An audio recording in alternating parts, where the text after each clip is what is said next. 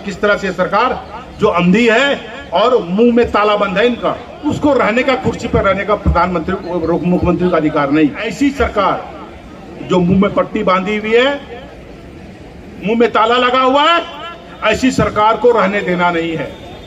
ये इनकी एक ही नियत है कि हमको समाप्त कर दें, और मोदी को जरूर पार्लियामेंट में बोलना पड़ेगा। मोदी को अपना सरकार बचाने के लिए हमारे पार्लियामेंट में बोलना पड़ेगा। उसके बाद वो जाति को शेड्यूल किया जाएगा, शेड्यूल ट्राइब कहा जाएगा।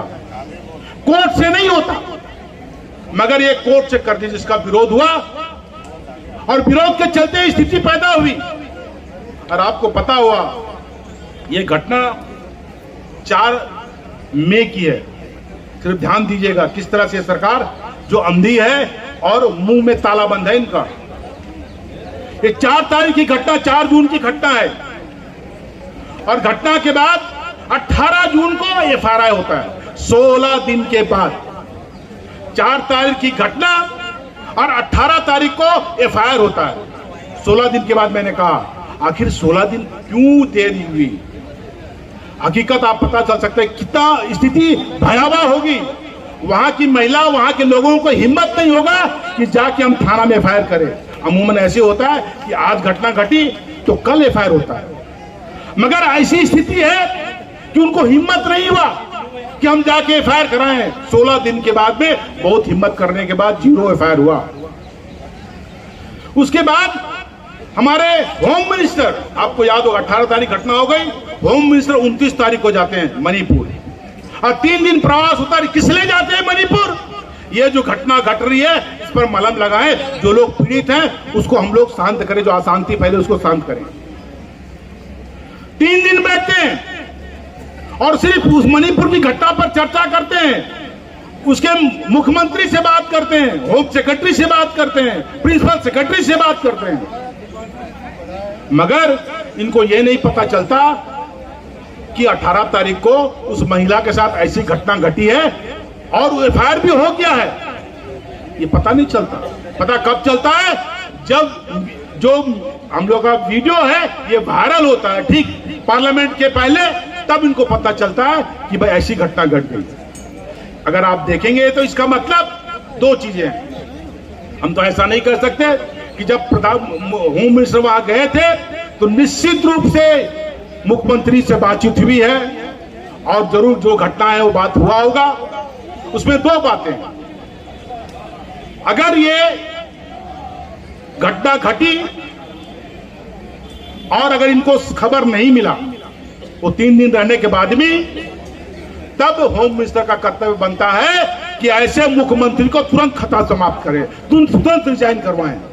इसलिए कि जब 3 दिन आप बैठे तब भी आप अगर नहीं बताया घटना क्या घटी है, तो उसको रहने का, कुर्सी पर रहने का प्रधानमंत्री मुख्यमंत्री का अधिकार नहीं। दूसरी बात ये हो सकती है कि जरूर उनको बताया होगा और ये जो रंगा बिल्ला चुपचाप से बैठ गए होंगे कान में रूंग डाल के। और हमको लगता है दूसरी चीज हो रही है, जो मैंने कहा प्लान करके ये रंगा बिल्ला जानते हुए, सब कुछ जानते हुए चुपचाप बैठे हुए, ताकि 2 समाज लड़ता चला जाए और ये जलता रहे मणिपुर, और ये दोनों रंगा बिल्ला हाथ सेकते रहे। इसलिए मैंने कहा कि ऐसी सरकार जो मुंह में पट्टी बांधी हुई है, मुंह में ताला लगा हुआ है, ऐसी सरकार को रहने देना नहीं है। ये इनकी एक ही नियत है कि हमको समाप्त कर दें। हम आदिवासियों को, मणिपुर में जो हमारे आदिवासी हैं, जो और जगह भी जो घटनाएं घट रही है, उस पर आप देखेंगे, जो मध्य प्रदेश की घटना है, आप देखेंगे तो आपको लगेगा कि सरकार संवेदनशील नहीं है, असंवेदनशील है। ये नहीं चाहती कि आदिवासी आगे बढ़े, आदिवासी की भूमि बचे रहे। इसलिए भाइयों बहनों, हम लोग आगाह कर रहे हैं। मैं मोगे साहब को विशेष धन्यवाद देना चाहता हूं कि उन्होंने यहाँ पर सबको एकत्रित किया है, और हम लोग का एकजुट होकर हम लोग आवाज उठाएंगे तो निश्चित रूप से हमारी आवाज पार्लियामेंट में जाएगी और मोदी को जरूर पार्लियामेंट में बोलना पड़ेगा। इसलिए मैंने कहा कि अब तो अविश्वास प्रस्ताव आ गया है।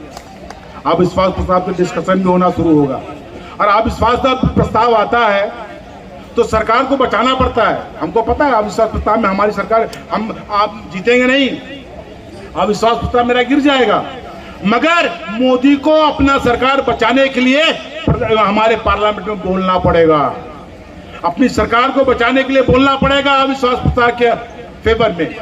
इसलिए मैंने कहा कि प्रधानमंत्री को तो बोलना ही पड़ेगा पार्लियामेंट में। ये जो हम लोग यहाँ बैठे हैं, निश्चित रूप से दबाव जाएगा पार्लियामेंट में और मोदी के कान में जाएगा। जो उसके आंख में पट्टी बंधी हुई है, जो मुंह बंधा हुआ है, इसको हम लोग खोलने का काम करेंगे।